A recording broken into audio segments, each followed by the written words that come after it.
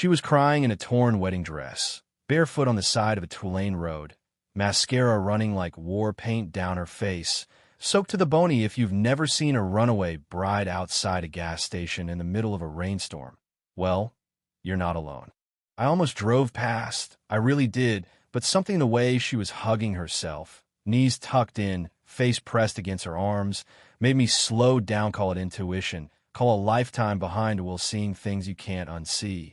That rain had started as just a sprinkle on my windshield, the kind you barely notice, but by late afternoon it was coming down in sheets, drumming the roof of my Toyota like a warning thump, thump, thump.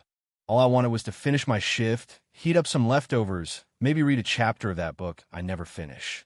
Instead, I met Harper.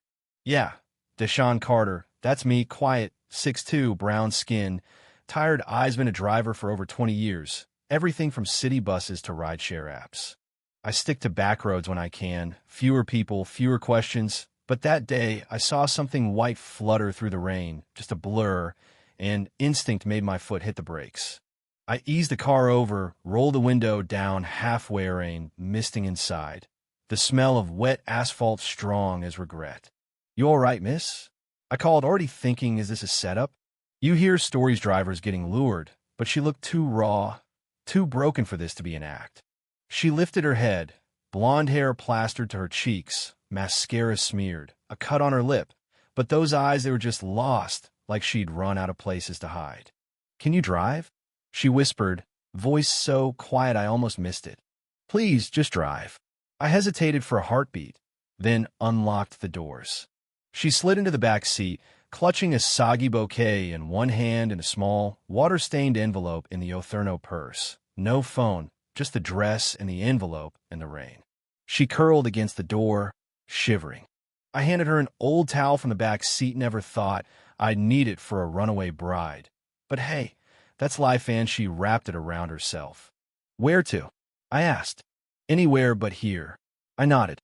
I'd heard that tone before, in veterans, in grieving mothers, in people who'd lost something they didn't want to name. So I drove, saying nothing, just letting the hum of the road fill the car, the rain blurring everything outside. We didn't talk for a long time, just silence and the occasional sniffle. I offered her a bottle of water.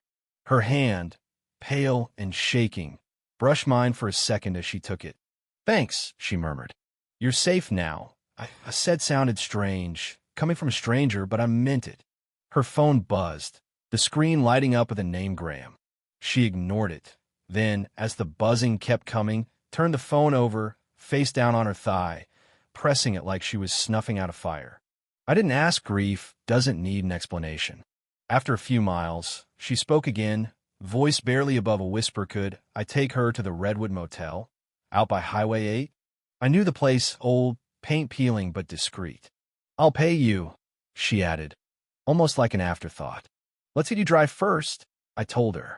She looked surprised, maybe even confused, like kindness wasn't part of the script today.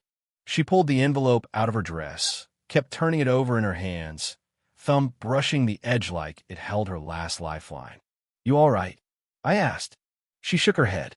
"I don't know yet." Another silence. Then she asked, "Do you believe people can change?"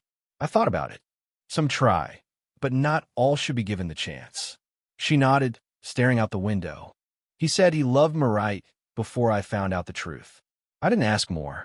When we pulled into the motel, the rain had eased up to a mist.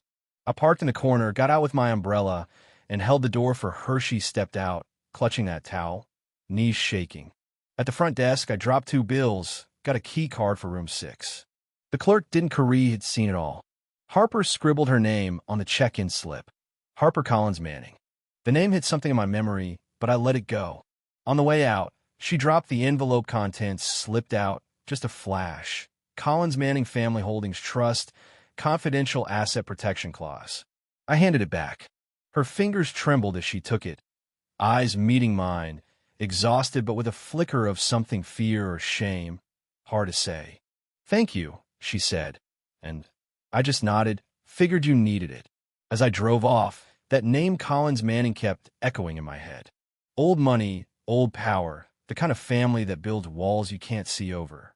The idea that their daughter-in-law was hiding out at a run-down motel well. That wasn't just a story. That was a storm brewing. Next morning, I dropped off a brown paper bag outside her room, ham sandwich, water, and note. Didn't think motel food was your style. No signature. She didn't say anything.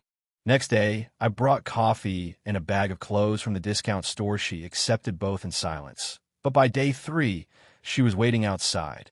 "Hope you brought coffee," she said, a tiny smirk. "Man of habits," I replied, and handed it over.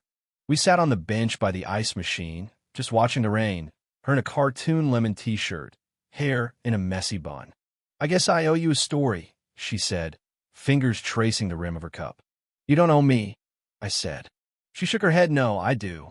She told me about Graham. His family owns half the town, buildings, energy companies, the kind that gets your name on wings of hospitals. When he proposed, she thought love would be enough, but his mother asked if her mom used to clean houses or just live in one. Graham tried to defend her, but the family kept tightening the screws: prenups, behavior clauses, family image, like she was signing away her whole identity. "The wedding felt like a hostage exchange," she whispered, and I just let her words settle. Later, we drove into town for errands. She saw how I talked to neighbors, how I never said much about myself. It wasn't until she opened my glove box for a tissue and found a photo of a young black woman holding a biracial baby. "That your family?" she asked. "My sister, her son. I helped raise him for a while," I said. She didn't press, just tucked the photo back. "Thanks for being a stranger who didn't stay a stranger." Her words hit me, made me realize how much I'd gotten used to the background. A few days later, at a scenic overlook, she saw her name on the motel slip. Harper Collins Manning. I tensed up. "Manning, that's your dad's side?" I asked. "Yeah," she said. Then I told her about Eliza Manning. I knew her in college, creative, different. We had a daughter, but when her family found out, they erased me. One night, she vanished. All I got was a cold letter from a lawyer. "Baby adopted. Don't contact us again." That was 20 years ago. Harper's hand shook as she pulled a wedding invite from her purse. Graham Arthur Manning and Harper L. Collins. Graham was Eliza's nephew. "Your daughter would be about 20 now," I said. Silence stretched. "You said they erased you," Harper whispered, "but maybe fate didn't let them." Her hand found mine across the console. "They don't get to decide who matters." Harper found a key to a storage unit her mom had kept for years. Inside, letters from Eliza, photos, even a birth certificate. Leah Rose Collins. Mother, Eliza Marie Manning. Father, Deshaun Emmanuel Carter. For a long time, I just sat there, holding that certificate, not caring if I looked weak. She was real, I said. Eliza had given our daughter my mother's name, so they couldn't erase me. Harper squeezed my hand. "I think she wanted you to find this." With Harper's help, we tracked Leah down. She was living 3 states away, working as a designer. I didn't call, didn't text, just wrote a letter in pen, slow and careful. Told her I never left, just wasn't given a chance to stay. Said I'd always wondered what she liked, if she laughed like her mom. I didn't ask for anything, just told her she was real to me. Harper mailed it for me. Weeks passed. Spring edged into the cold. Then, one morning, an envelope arrived. Cream paper, hand-addressed. The first line, "Let's meet. I've wondered about you all my life." There was a photo of her, laughing, wide eyes, same dimple. She looked like her mom, but mostly she looked like herself. We met in a little cafe with scratched wood floors, mismatched mugs, the kind of place you go when you want to start again. I was 20 minutes early, palms sweating, couldn't touch my coffee. She walked in, eyes searching, not scared, just open. "Hi, but she just hugged me, arms tight, no hesitation. For a second, I froze, then I hugged her back, both arms, like I was holding a part of me I thought I'd lost. Nobody looked up. Nobody clapped. But the universe felt like it was sliding into place again. We talked for hours.